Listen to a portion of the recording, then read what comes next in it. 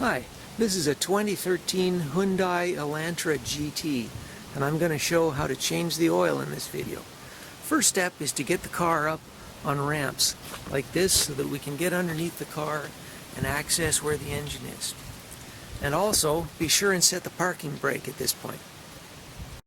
The oil we are going to use is Quaker State 5W20. This is exactly as recommended by the owner's manual. And we're going to put in a premium filter made by Fram, and you want to be very careful on what oil you use because this particular engine is prone to total failure. Hyundai will say there was a manufacturing error, but I'm not sure. It could also be related to oil.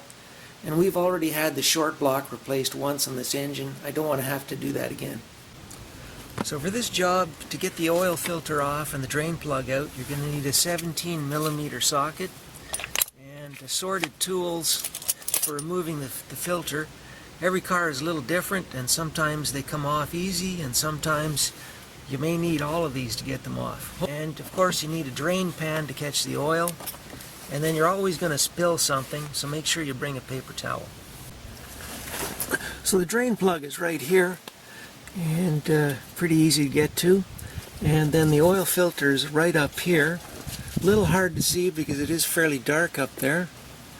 This is the top of the oil filter right here, and the way it's laid out, this particular wrench, you should be able to get a good grip on it. So now I'm going to undo the drain plug and drain the oil. They can be a little stubborn like this one. There. Okay, now I've knocked the drain pan. Always happens. I'll just put the drain pan back where I need it and remove the drain nut. Don't worry about dropping oil on the ground. It happens with every car you change the oil on. And I'm just going to clean off the drain plug, get the oil off it, and let this thing run. Now while that's draining, I'm going to go up top and I'm going to open the oil filler plug so it'll release the vacuum a little bit in the engine and let the oil flow a little bit freer. Next thing to do is remove the oil filter. Okay, so I'm using an extender to get extra reach, and I've got it on top of the oil filter. And I'm getting the oil filter loose.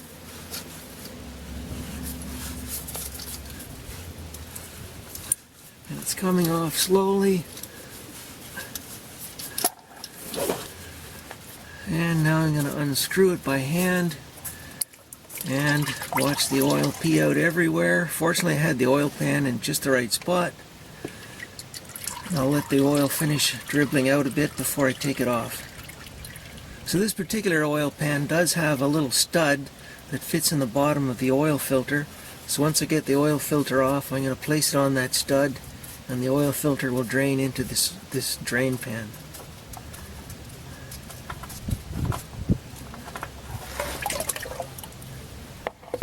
There. Okay, now that it's pretty well finished dripping, I'm going to put the drain plug back in. Always change the washer on the drain plug with a new one so that it gets a good seal.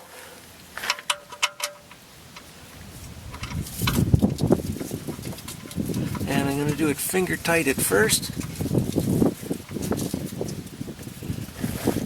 And then I'm going to torque it with the torque wrench. So I have a torque wrench here that's set to 30 foot-pounds, and that's what I'm going to use to torque this down.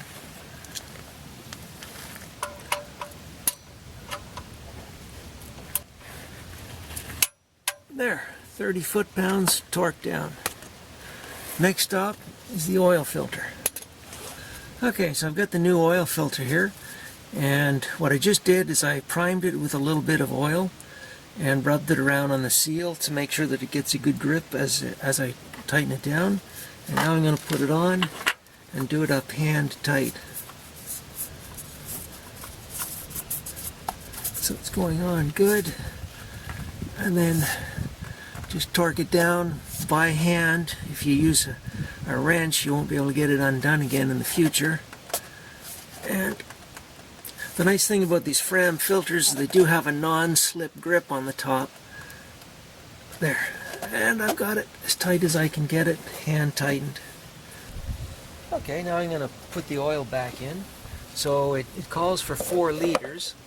So what I'm going to do is I'm going to put in 3 liters and get it running and move it onto flat level ground, and then top it up to make sure we have an even 4 and it's good on the dipstick.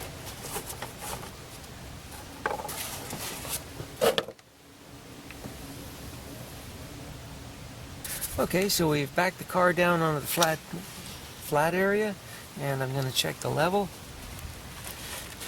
So this is with just over 3 liters of oil, so I should see that it just touches the dipstick. And you can see there's just a little drip right there, but we're not on the line. So now we're going to put in another liter and measure it again. So we've got 3 liters in. What I'm going to do is add in half-liter increments or a quarter-liter increments until we get a proper reading on the dipstick. You don't want to overfill and then have to drain some out.